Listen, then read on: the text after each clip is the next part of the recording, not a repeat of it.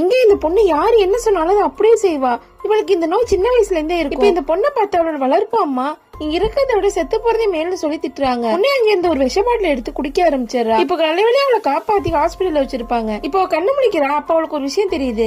ஆக்சுவலா ஒரு சாதாரண ஆளே கிடையாது, ஒரு பெரிய கோடீஸ்வரனோட பொண்ணா இருப்பா. சின்ன வயசுலயே காணாம போயிருப்பா.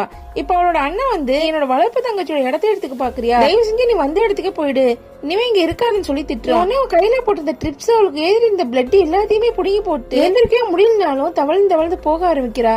இப்ப அந்த பொண்ணோட அம்மா அங்க வந்துடுறாங்க. பார்த்ததுமே அந்த அண்ணங்கான புடிச்சு திட்டிட்டு இனிமே அவகிட்ட இந்த மாதிரி நடந்துக்காதுன்னு சொல்றாங்க. ஸ்டாக் வேல்யூ எல்லாம் குறைஞ்சிரும். இப்ப இவ கிடைச்சது எல்லாருக்குமே தெரிஞ்சிருச்சு, ஒழுங்கா இருங்கன்னு சொல்லி திட்டிட்டு கிளம்பி போறாரு. இவ வீட்டுக்கு போனதுமே அந்த வளர்ப்பு தங்கச்சி பிராணம் கொடுக்கறா. இவளுக்கு சீ ஃபுட்னா ஆகாது தெரிஞ்சுமே கொடுத்துருப்பா. சாப்பிடாம அந்த பொண்ணு அமைதியா இருப்பா. அவனோட அண்ணன் வந்து சாப்பிட்டே ஆகும்னு சொல்லி திட்டுவான். உடனே அவங்க இருந்து எல்லாத்தையுமே எடுத்து சாப்பிட ஆரம்பிக்கிறா. இப்ப கொஞ்ச நேரத்துல அவளுக்கு பயங்கரமா அலர்ஜி ஆக ஆரம்பிக்குது. இப்ப ஹாஸ்பிட்டல் கூட்டி போனா அங்க அந்த தங்கச்சி டாக்டர் நீ போறப்பே சொன்னல இவளுக்கு சீ ஃபுட் ஆகாதுன்னு, ஏன் கொடுத்தேன்னு சொல்லி கேக்குறாரு.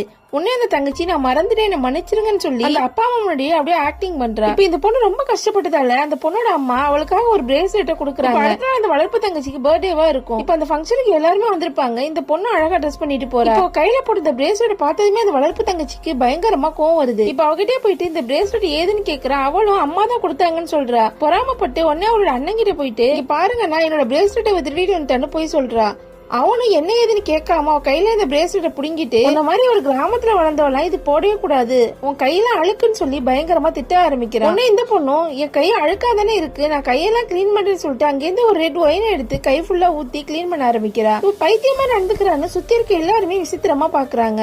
அப்ப அந்த பொண்ணோட அப்பா அம்மா வராங்க. ஒண்ணு இந்த வளர்ப்பு தங்கச்சி இந்த பொண்ணு மேலதான் எல்லா தப்புங்கிற மாதிரி பேசிடுறா. இதனால கோவப்பட்ட அந்த அப்பாவும் அம்மாவும் நீ வந்ததுல இருந்தே பிரச்சனை தான், பேசாம நீ போய் செத்து போன்னு திட்டுறாங்க. அவங்க சொன்ன அடுத்த செகண்ட் அந்த பொண்ணு மாடியில இருந்து கீழே விழுந்துடுறா. அந்த குடும்பத்துக்கு இப்படிப்பட்ட ஒரு நோயில இருக்காங்கிற விஷயமே புரியுது.